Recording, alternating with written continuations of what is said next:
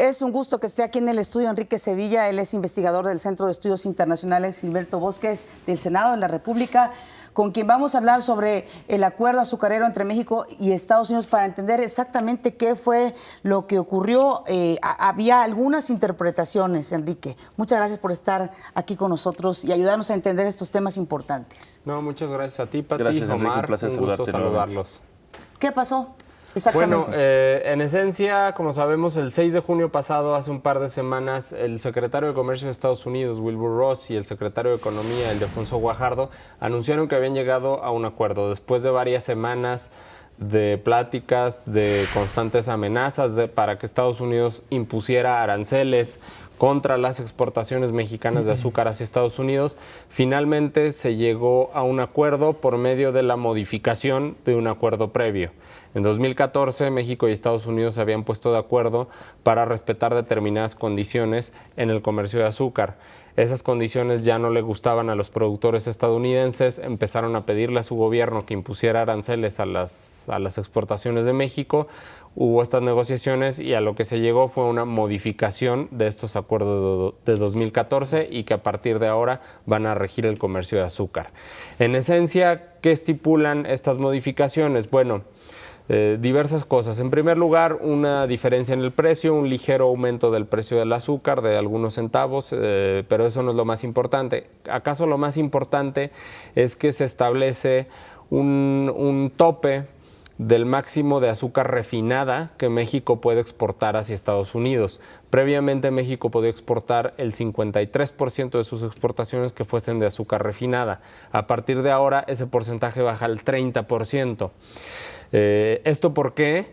Porque las refinadoras estadounidenses presionaban que el azúcar que llegaba de México ya estaba refinada, ya no necesitaba pasar por sus plantas, ya se iba directo a los consumidores y pues evidentemente no les gustaba. Se trata de una industria que es poco competitiva. La Cámara de la Industria Azucarera Mexicana dice, bueno, en Estados Unidos hay 2 empresas refinadoras, no tiene ningún sentido económico que enviemos azúcar cruda para que la refinen allá, simplemente pues es proteccionismo de Estados Unidos y refleja también el poder de cabildeo y de presión del sector azucarero en Estados Unidos, ¿no? Entonces, nada más para terminar el contenido del acuerdo, otras medidas es, México acepta que en caso de que no se cumplan las estipulaciones, Estados Unidos va a poder imponer aranceles compensatorios de manera prácticamente inmediata en cuanto así lo considere.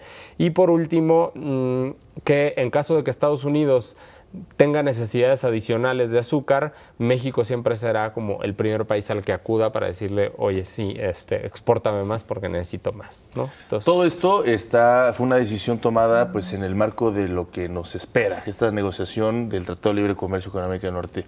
¿Puede ser esto un ejemplo? ¿Puede ser esto darnos un poquito una radiografía de lo que vamos a ver? Sí, desde luego. O sea, el tema es interesante en sí mismo. Porque no está en el marco del Tratado de Libre Comercio.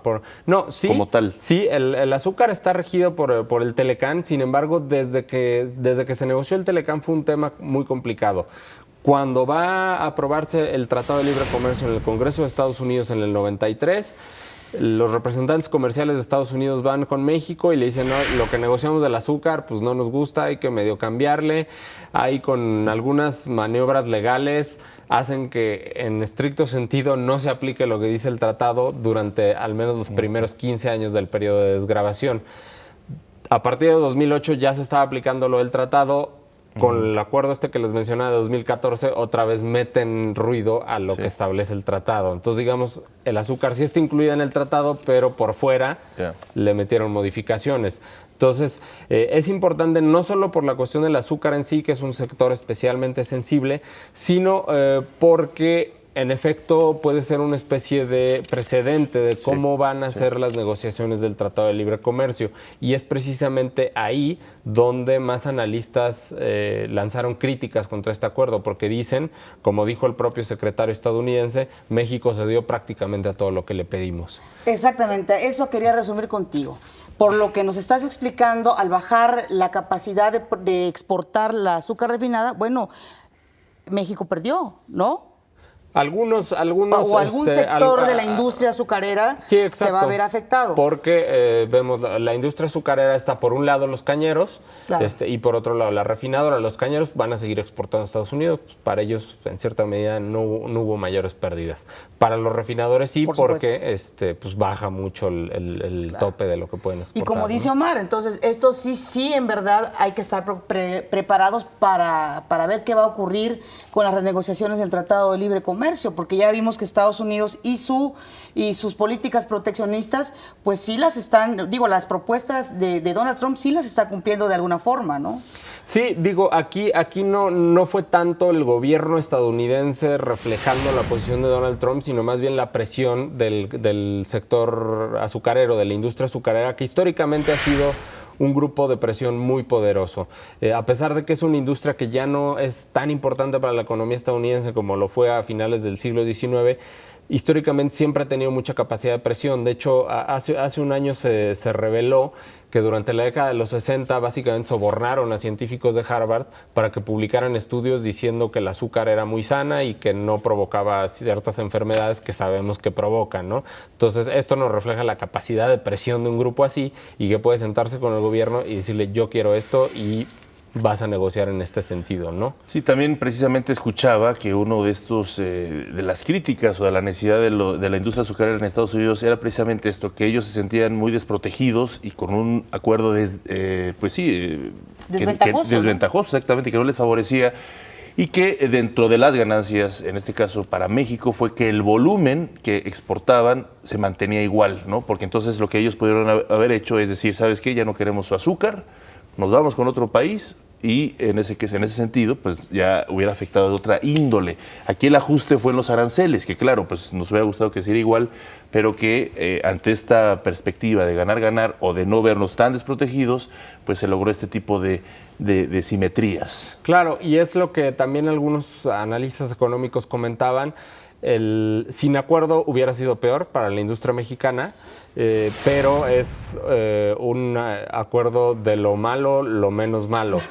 Y esto es lo que varios critican de cara a la renegociación del tratado completo, que México se ve en una posición similar de aceptar un acuerdo no necesariamente favorable para los intereses de México, no necesariamente con mejores condiciones a las que actualmente tenemos, pero pues que sea mejor que nada, porque al final de cuentas sí, ambos países, México y Estados Unidos, dependen mutuamente de su comercio, claro, pero por la naturaleza de la economía, el tamaño de la economía estadounidense, obviamente México se vería mucho más afectado sin el Telecán que lo haría Estados Unidos. Y de lo perdido lo encontrado, pero el asunto es, ¿México puede recurrir en estos casos a instancias internacionales, Enrique? Bueno, tenemos diversas alternativas. Está por un lado los paneles que contempla el propio Tratado de Libre Comercio y por otro podemos recurrir a la OMC, a acusar a Estados Unidos de prácticas desleales. La Cámara de la Industria Azucarera y Alcoholera ha sugerido al gobierno mexicano que haga lo propio, no necesariamente en el sector del azúcar, porque pues quizás ahí no habría no hay tanto fundamento técnico para ello, pero sí en el sector de una cosa que se llama el jarabe de fructosa de maíz, que es también un endulzante, no es azúcar, pero es un bien sustituto, y que Estados Unidos produce mucho. Entonces, lo que ha dicho el sector mexicano es, como respuesta a la presión que meten en Estados Unidos contra nosotros, pues échanos la mano y presionen contra ese sector, contra las exportaciones estadounidenses de ese sector, ¿no? Y lo ha hecho, acabamos de ganar un litigio larguísimo en temas del atún. Claro. Y bueno, pues ahí está la cosa, sí están estas instancias, pero siempre y cuando se compruebe bien, ¿no? Como el dumping famoso. Sí, claro, o sea, toma mucho tiempo, pueden llevar 3 años y puede apelar, o sea, son procesos muy largos, ¿no? Pero bueno, ahí está una probadita de lo que nos espera en la renegociación del Tratado de Libre Comercio. Muchísimas gracias por estar con nosotros. Gracias a ustedes, un gusto. Gracias, Enrique, del Centro Gilberto Bosques del Senado.